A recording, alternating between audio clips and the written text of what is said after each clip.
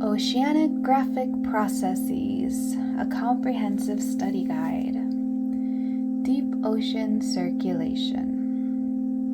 Thermohaline circulation is deep water circulation driven by density differences. Density is determined by temperature, thermo, and salinity, haline. Colder, salter water is denser and sinks. Approximately 3/4 of ocean water falls within a temperature range of 0 to 5 degrees Celsius and a salinity range of 34 to 35%. Water masses are large bodies of water with distinct temperature and salinity characteristics. They are named based on their formation location and flow patterns. Antarctic bottom water, AABW, and North Atlantic deep water, NADW, are the densest water masses.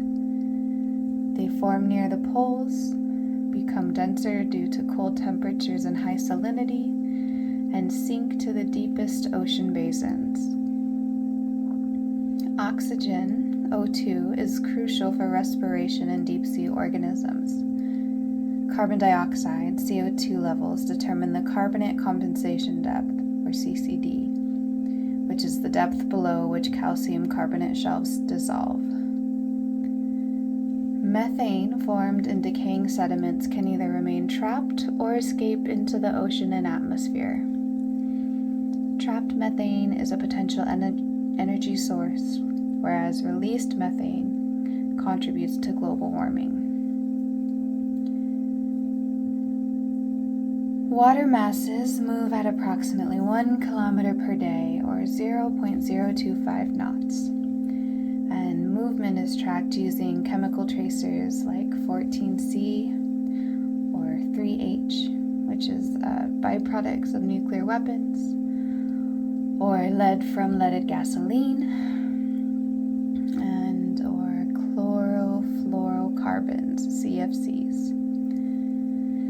It takes a water mass approximately 1,000 to 1,500 years to complete a cycle from the surface to the deep ocean and back again. Waves. The 6 wave properties are as follows. The wave crest is the highest point of a wave. The wave trough is the lowest point of the wave. Wave height is vertical distance between the crest and the trough.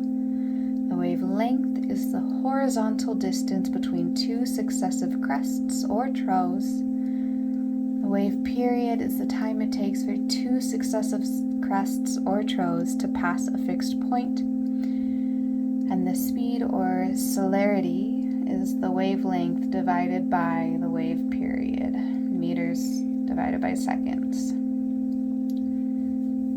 Waves often travel in sets due to the relationship between wave size and speed.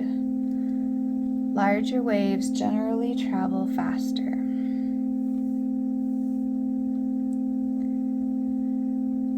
Most surface waves are generated by wind.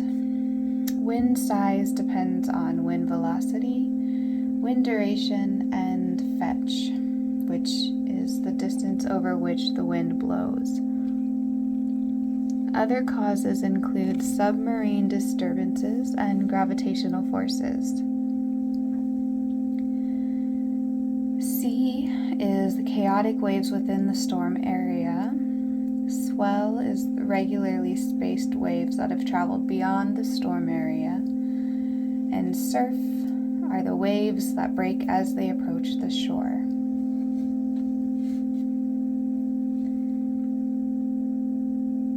Constructive interference is when 2 crests or 2 troughs coincide, resulting in larger waves. It is constructive interference that can cause rogue waves. Destructive interference is when a crest and a trough coincide, resulting in smaller waves, or resulting in waves canceling each other out.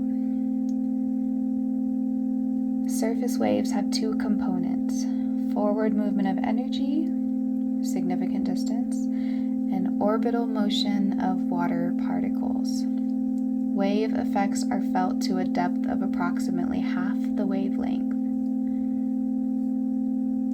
The bending of waves as they approach the shore due to changes in water depth is called wave refraction. Energy is focused at headlands and dispersed in the bays. Waves break when their height exceeds approximately 1/7 of their wavelength, causing the wave to become unstable and collapsed. Waves caused by sudden displacement of the ocean floor, such as earthquakes, volcanic eruptions, or landslides, are called tsunamis. In deep water, tsunamis have small heights and long wavelengths.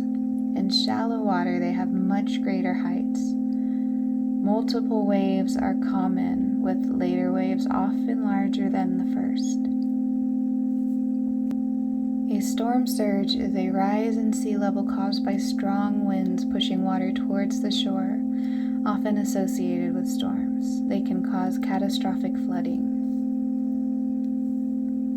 The dynamic shoreline. Coastal areas face increasing pressure from rising populations, leading to development, erosion, and damage to coastal ecosystems. This is called population pressure. Rising sea levels, such as 3 to 4 millimeters per year, exacerbate these issues. Beaches change seasonally. Winter storms produce larger waves that move sand offshore onto sandbars, leaving narrower beaches. And summer waves return sand to the beach, creating wider, gentler slopes. Beach characteristics such as sand type and slope depend on wave energy and sediment type. High energy waves create steep beaches with coarse sand or pebbles, whereas low energy waves create gentle beaches with fine sand. Beaches and sandbars change over time due to tectonic activity, volcanic activity, and wave action. Sand is constantly being eroded, transported, and deposited. Tides. Periodic rise and fall of sea level caused by the gravitational pull of the moon and sun and centrifugal force create the tides in the ocean. Tides vary in different locations and even at the same location due to lunar and solar positions, local geography, and bathymetry. Tidal patterns can be diurnal, which is 1 high and 1 low tide per day, semi-diurnal, 2 high and 2 low tides per day, or mixed. And many marine organisms have life cycles synchronized with tidal changes, such as turtles or fiddler crabs. Human impacts. We have historically underestimated the ocean's capacity to absorb pollution, produce seafood, recover from damage, and buffer climate change. The ocean is vital for global climate regulation, food security, transportation, and economic activity. Pollution sources include land-based runoff such as sewage, heavy metals, pesticides, or fertilizers, and also ocean dredging, oil spills, and atmospheric deposition. Pollution tends to concentrate in coastal zones near major shipping lines and picnic lines, which is sharp gradients in density. Most oil pollution comes from routine discharges from ships, which is called standard operational discharge. Significant oil spills are the Exxon Valdez in 1989, the New Carissa in 1999, the Deepwater Horizon of 2010, the Kuwaiti oil fields of 1992. These spills had devastating environmental and economic consequences. Cleanup methods for oil spills include booms, skimming, burning, chemical dispersants, and bioremediation. Untreated sewage introduces organic and nutrients, leading to phytoplankton blooms and subsequent oxygen depletion, or dead zones. Overfishing depletes fish population, disrupting marine ecosystems. Global warming contributes to sea level rise, increasing coastal erosion and flooding. Marine ecology and habitats. Most marine organisms are benthic, or bottom-dwelling. Lifestyle classifications of plankton are that they are weak swimmers, often drifting among the ocean. Phytoplankton are plants, and zooplankton are animals. Nekton are strong swimmers such as fish, squid, or marine mammals. And benthos are bottom dwellers, plants and animals. Different lifestyles dictate feeding strategies. Photosynthesizers need sunlight, predators need mobility, and scavengers exploit available organic matter. Many organisms have multiple lifestyles during their lifestyle, such as planktonic larvae and benthic adults. A combination of biotic, living, and abiotic non-living factors, such as physical and chemical factors, create ocean ecosystems such as salt marshes, estuaries, coral reefs, and the open ocean. Plankton use various strategies to control their position in the water column, including adjusting buoyancy and increasing drag. Different fin types offer advantages for speed and maneuverability.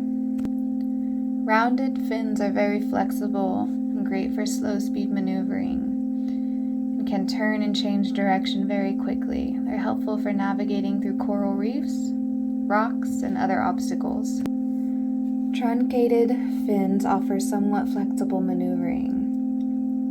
They offer a balance between speed-focused lunate fins and maneuverability-focused rounded fins. Forked fins are somewhat flexible.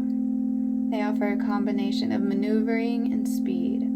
They're good for cruising and quick bursts of acceleration. Lunate fins are very rigid and not good for maneuvering, but they are built for speed. They are ideal for fast, long-distance swimming and chasing prey. Heterocercal fins are excellent for speed, however they limit maneuvering. They are powerful and precise movements and provide sustained speed and quick bursts of acceleration. Rocky shores are vertically zoned due to tidal influences with different organisms adapted to different levels of exposure.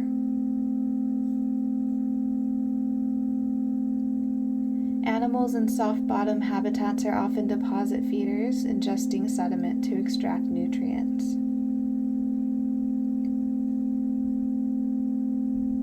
The chemical reactions for photosynthesis are 6H2O plus 6CO2 plus sunlight plus nutrients gives us C6H12O6 plus 6O2. The chemical reaction for respiration is C6H12O6 plus 6O2 gives us 6H2O and 6CO2 plus energy. The production of organic matter by phytoplankton through photosynthesis is primary productivity, and it can be measured by satellites through remote sensing and observing levels of chlorophyll and sea surface temperatures.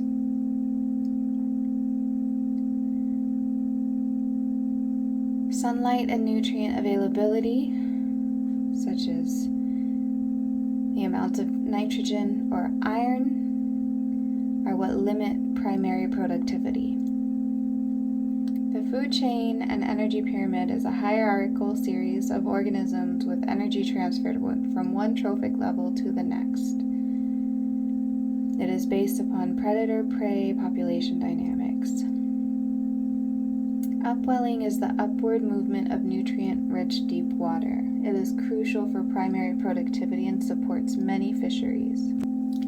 Red tides are harmful phytoplankton explosions or harmful algae blooms that can cause oxygen depletion and harm marine life. Animals employ various feeding strategies such as grazing, predation, scavenging, suspension feeding, and deposit feeding. Organic matter that sinks to the ocean floor is recycled through scavenging and upwelling. This is crucial for fisheries. Because upwelling occurs at 0.1% of the ocean's surface, however, it supports approximately 50% of marine fish. Processes like salmon migration transport nutrients from the ocean to rivers. Chemosynthetic bacteria at hydrothermal vents form the base of a unique food chain independent of sunlight. Coastal habitats. Estuaries are areas where fresh water and salt water mix. Organisms must tolerate fluctuating salinity and temperature here. Rocky shores are divided into vertical zones, such as spray, high tide, middle tide, and low tide, based on tidal exposure. The spray zone is mostly dry, submerged only during storms.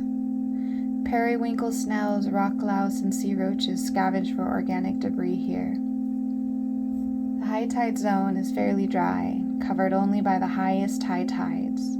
Limpets and buckshot barnacles feed seawater here. They have planktonic larvae that depend on high tides to disperse. Middle tide zone is exposed and covered during tide changes. Goose barnacles, mussels, sea stars live here. There's more variety here, but there's also more competition for space. The low tide zone is always wet except during the lowest low tides. It is dominated by plants such as surf grass and animals such as sea urchins and sea anemones. Organisms in sandy shores often burrow to avoid predation and desiccation. Important coastal habitats such as mangrove swamps and salt marshes provide nursery grounds and food for many marine species. Coral reefs are shallow water ecosystems built by coral polyps. Coral polyps have a symbiotic relationship with photosynthetic algae. Coral reef food webs differ from those in other ocean areas. Coastal management. Coastal managers face challenges from population growth, pollution, habitat loss, and natural hazards. Solutions include land use planning, pollution control, habitat protection, and hazard mitigation strategies. Coastal management complications are that these are complex ecosystems. There is fragmented ownership, and there is often jurisdictional conflicts that complicate these issues. The U.S. Coastal Zone Management Act, the Clean Water Act, and various protected area programs are important tools for coastal management.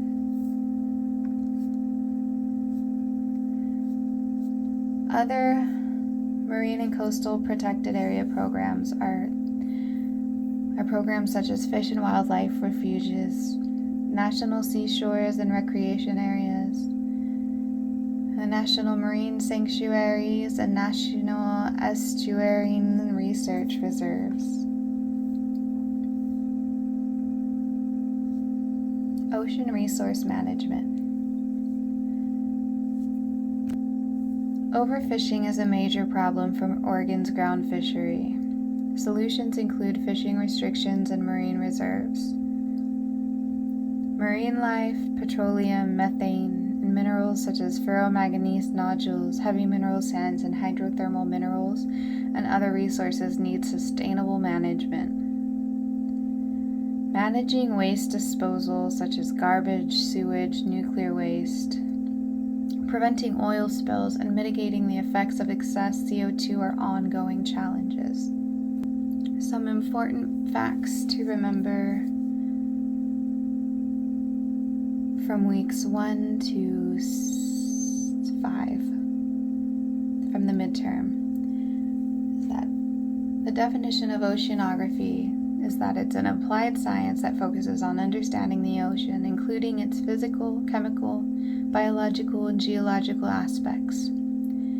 Dead reckoning is a method to measure one's position based on heading and speed, familiar with wind and current patterns.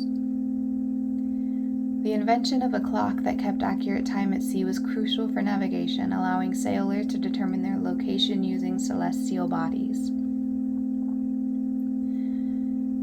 Less than 1% of the ocean floor has been explored. Key vessels in ocean exploration are Alvin, which is the main U.S. manned submarine used for deep sea exploration, ROVs, which are remotely operated vehicles, which are used for underwater exploration without a human crew, and AUVs, which are autonomous underwater vehicles, which operates independently for data collection. There are earthquake waves such as P waves, which can travel through both solid and liquid, or there are S waves, which can only travel through solid. Isostasy is the balance between a mass floating above and the mass holding it up from below, explaining how continental crust can float on the mantle.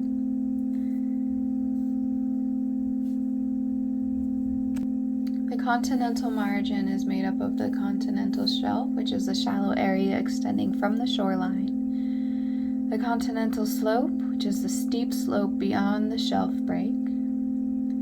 The continental shelf break is the edge of the shelf where the increase in slope begins.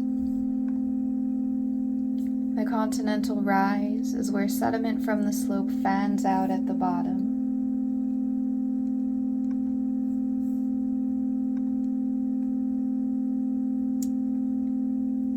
Seafloor spreading is the process by which new oceanic crust is formed at mid-ocean ridges. Subduction zones are areas where one tectonic plate moves under another and sinks into the mantle. Hot spot hypothesis suggests that tectonic plates move over fixed spots of persistent volcanism, leading to the formation of volcanic islands.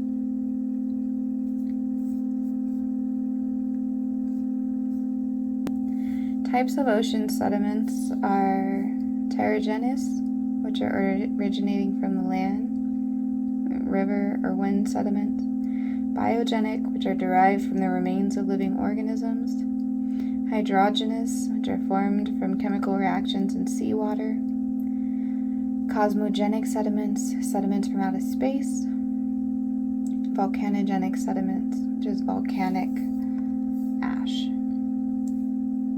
Three main examples of hydrogenous sediments are metalliferous evaporates, such as salt deposits, or ferromanganese, balls of iron and manganese. Paleoceanography is the study of past ocean conditions, where we analyze sediment cores to understand historical climate and ecological conditions.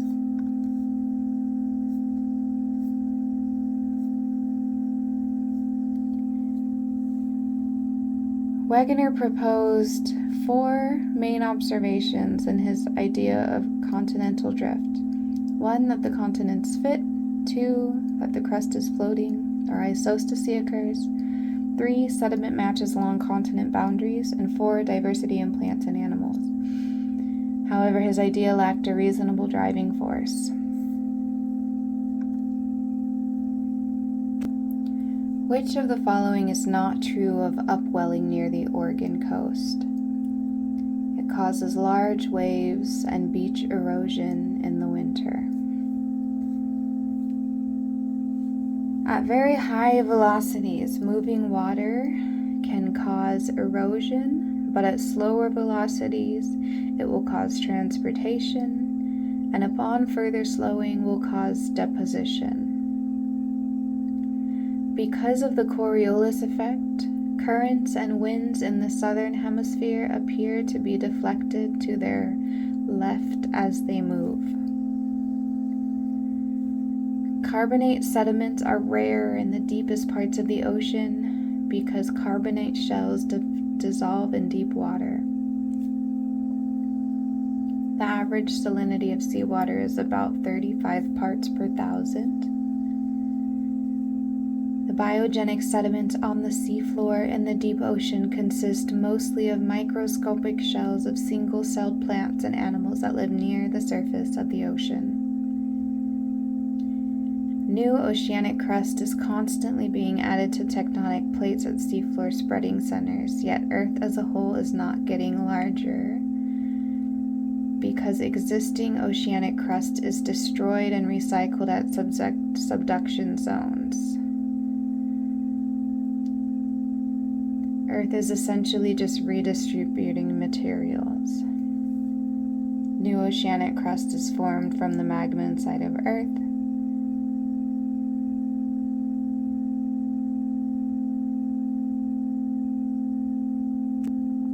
A storm surge is when a strong storm, such as a hurricane, pushes a low, broad mound of water against the shore. Low atmospheric pressure in the storm leads to a rise in sea level, plus persistent strong winds drive water onto the shore, flooding low-lying areas. This type of flooding has been catastrophic, leading to hundreds of thousands of fatalities. For example, 500,000 in India and Bangladesh in 1970. Organisms adapt to different ocean conditions by changing lifestyles or developing specific adaptations to thrive in these various environments.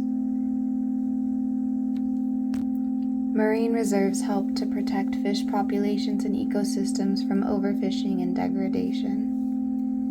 Waves often travel in sets due to the connection between the size of a wave and its speed.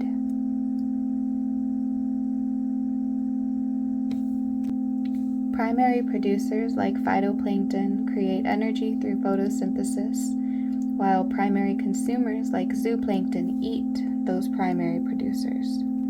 The Coriolis effect causes currents to deflect to the right in the northern hemisphere and to the left in the southern hemisphere. Different plants and animals have different adaptations to thrive in various environmental conditions. Some need more sunlight, some can tolerate more or less salinity, and some can tolerate more or less pressure. Suspension feeders filter small particles from seawater using specialized structures to capture food from their environment, whereas deposit feeders have adaptations that help them to burrow into the ground and filter food particles from sediments such as mudflats. Tides are broad waves caused by the gravitational pull of the moon and sun. The photic zone is the upper layer of the ocean where sunlight penetrates, allowing photosynthesis to occur and supporting marine life. Overfishing is when fish are caught faster than they can reproduce. The shape, texture, and color of a beach depend on the types of waves and sediments involved. Coastal erosion is the loss of land along coastlines due to wave action, currents, tides, and human activities. Most oil pollution comes from standard operational discharge or human-caused oil spills from bilges and ships. Many marine organisms time their feeding, mating, and movement with tidal cycles to optimize their chances of survival. In the summer, smaller waves pick up sand from sandbars and deposit it onto the beach, creating a smooth slope. Some techniques or type of appendages that plankton use to move through the water is that they adjust their chemical composition to become more or less dense. They decrease their rate of sinking by increasing their drag. They keep cell size small and increase drag with pores or spines, and form chains or colonies to maximize drag. In estuaries, some pros are that there's little competition for food and few predators. Some cons is that there's sharp variations in temperature and salinity. So when temperature or salinity varies, those species that live in estuaries must be ready to migrate or have adaptations that help them tolerate the changes. Sediment helps to determine what a coast looks like.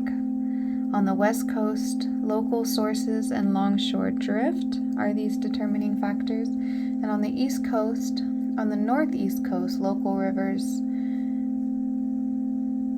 and there's dark colors in the beach due to more rocks, whereas south it's lighter in color due to sand continually being battered by waves, and there's more shells and corals.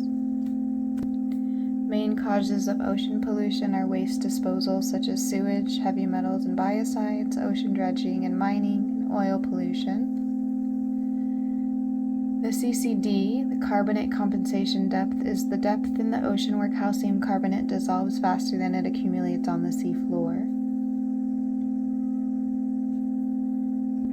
The most polluted areas of the ocean are coastal zones near large urban centers.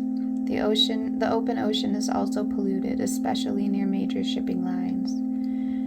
And it is concentrated in 3 areas of the ocean, such as the sea bottom, where pollutants attach to silt or clay sediments, at picnic lines, especially in estuaries where pollution is trapped by density contrasts, and at the sea surface where air pollution and polluted waters from rivers and ships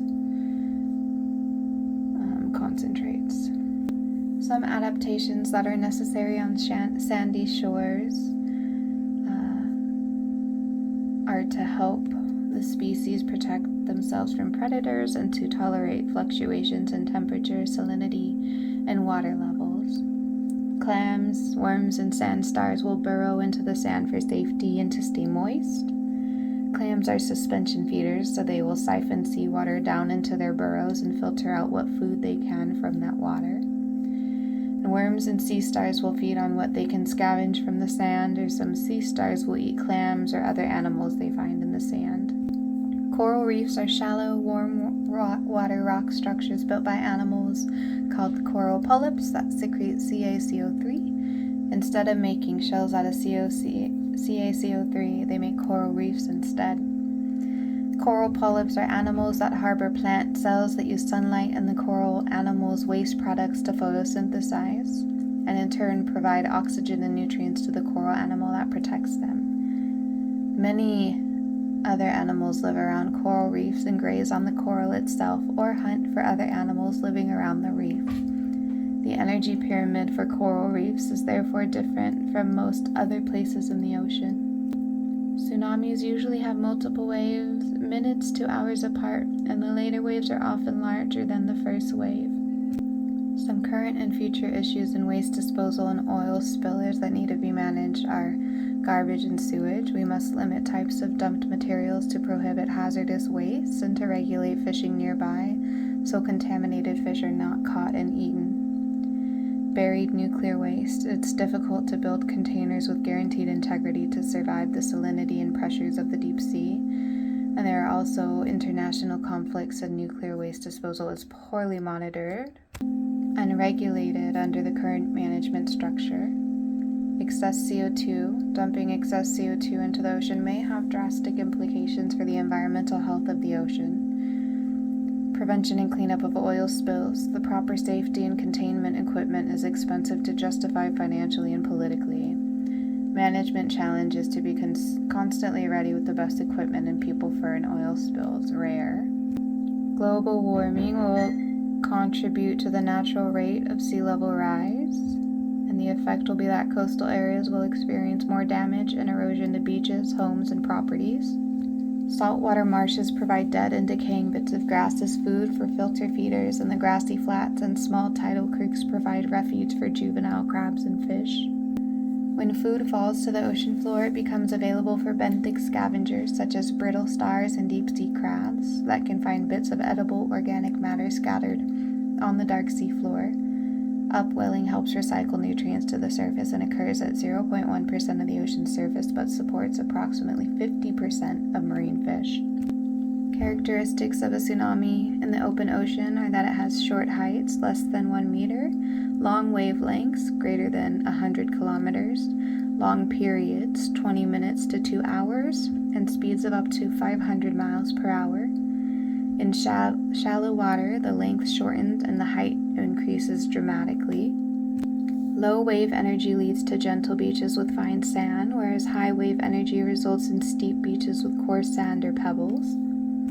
Mangroves protect coastlines from erosion, provide habitat for wildlife, and support fisheries. In winter, larger waves move sand offshore onto sandbars, leaving smaller, steeper beaches.